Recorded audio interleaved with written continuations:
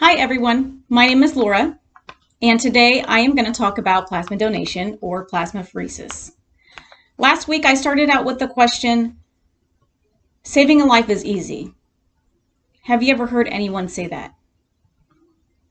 Today I would like to change it up just a little bit and say, if given the choice, would you save a life today? Knowing that it took 45 minutes to an hour. And as a bonus, you would get compensated for your time. Just a little background. I work for BioLife Plasma Services, Takeda Pharmaceuticals.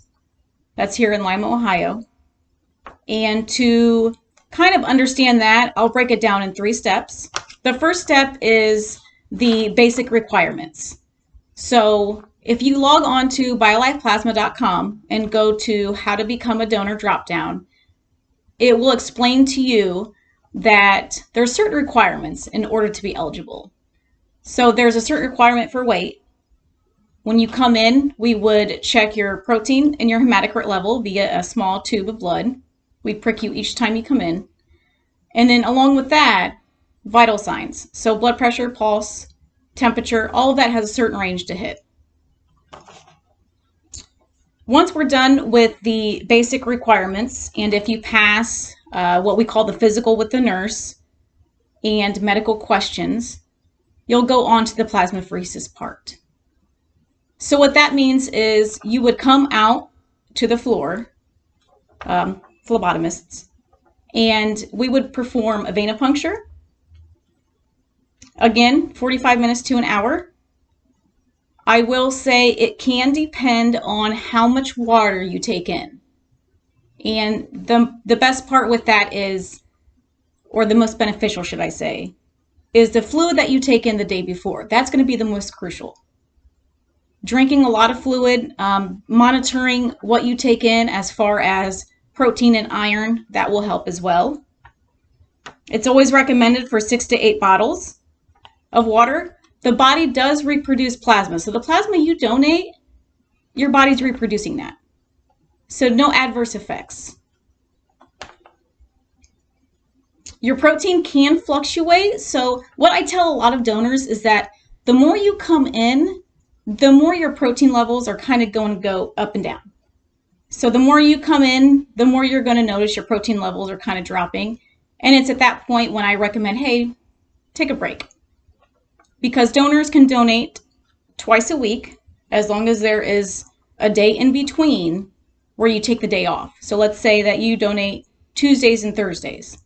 You're set on Tuesdays and Thursdays until you want to change it up a bit, and that's a little bit more of an explanation.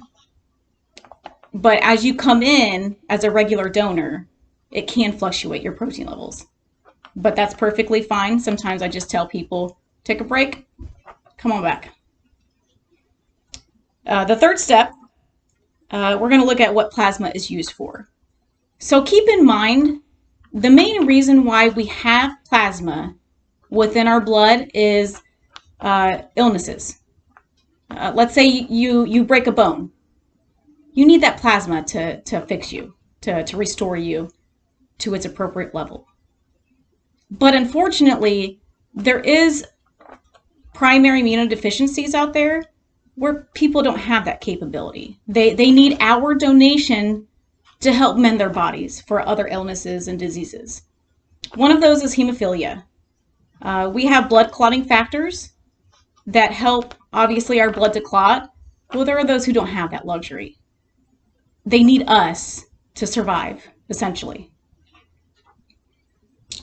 Another thing that I like to point out is the survival rate for burn victims. It helps them, essentially, just to go about living. I've never experienced a burn. I know my daughter has, and she did have to receive, just a little bit.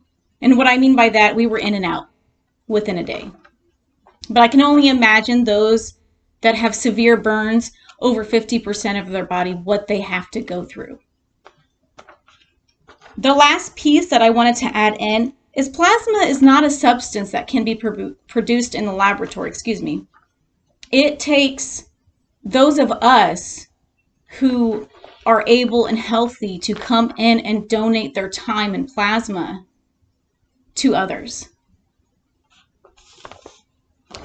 I hope to have informed you about plasma and what it means and what it impacts to others.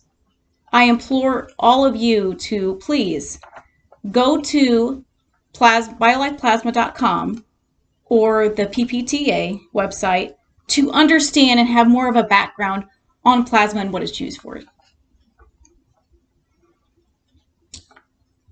I also want to remind you that there are those who would not survive without the help of us.